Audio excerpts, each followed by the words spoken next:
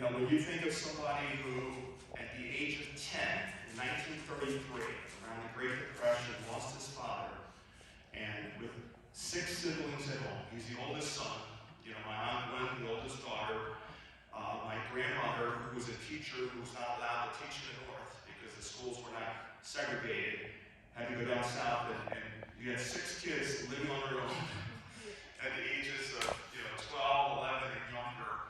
And my dad was shining shoes and trying to support his family. And I mean, just when you look at that and you look at all of my siblings and all of the kids of my siblings and all of what some people would say the success of the future generations standing on the shoulders of a giant. I mean, it is tremendous, and the odds are probably less than the odds of winning the lottery of somebody coming from my dad's situation and building the type of family that he was able to build. And I would say, some people would say my dad was super duper successful or great success, but I would say that much bigger than success is significance. Mm-hmm. It's the impact you have on others, the generosity. And when I say that he had the courage to fight the system, a system that was really meant to keep people like him down at that time. He didn't back down. He was somebody who fought for the little guy, and that was himself, but he also fought for other little guys. When he was in Alabama, they wouldn't allow the African-American patients in the hospital that he was at. And he had nowhere to care for them. And he went, and that was Senator Burton. He went to Washington. He had an initiative to go and meet with the Senator Burton, who started the Hill-Burton Act, and get away so that the African-American patients in that area could have at least a similar level of care. So that's the type of individual, that we're talking about, and I'm so proud of my father, and I'm so proud of everybody who's here, and the legacy that he's built. I'd like to invite Jimmy to come speak in the podium. Thank you, Charlie. Thank you, Charlie.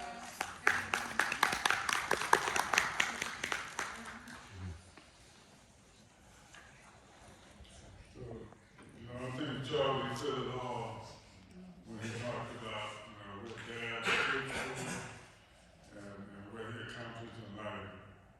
I just wanted to talk about some memories I have of him. The earliest memory I have of him is him taking me to his pig farm. He had a pig farm in Alabama, and the white doctors, the white farmers, were saying, "Oh, Doc Nelson's going to lose his shirt," because all his pigs are going to die from hog collar. What they didn't know was that Tuskegee had invented the hog collar vaccine.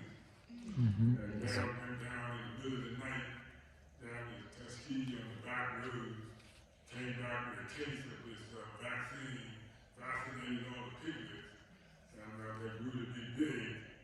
And then he said, I forgot to tell Oscar Mayer to go down the back road. They went down Main Street, out of the truck, loaded with all of these hogs, and made all this noise. And everybody was like, "Who thinks it is? Who thinks it is?" And they found out Doc Nelson's pig got big and didn't die from hog collar. And so, that was my earliest memory of him.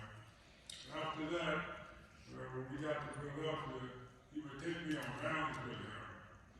And I would see him interacting with patients, nurses, people working at Mr. Douglas Hospital. And that really had an impact on me, because everybody was looking up to him, and everybody was, so happy to see him and so grateful for what he had done for them. And, that really made me think, well, this is what I want to do when I grow up, And it was never be doubt in my mind that I was going to be a doctor. After going around with him from the age of probably 5, 6 years old, all the way through school. And on the way to the hospital, he would tell me about life. He would teach me about life, talk to me in the car. And we would go back and forth to the hospital. And those were lessons to this day I keep in mind. He would tell me how he would pay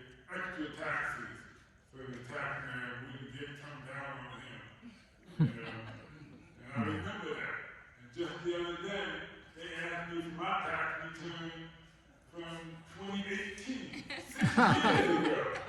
Somebody I know who worked for the IRS said that's unheard of. You know? But after RJR Tobacco had to pay $112 billion based on my testimony, they wanted to get rid of me. They were hoping that they could find something on my tax return. But I didn't pay extra taxes. So, you know, it really had a big impact on me. And I just, you know, he knows I love him, and I know he loved me. And I know he loved all of his family, everybody in this room. Yeah, So, we know him. I just want to say, you know, thank you to him, and thank you to all of you all for being supportive. Thank you, Jimmy.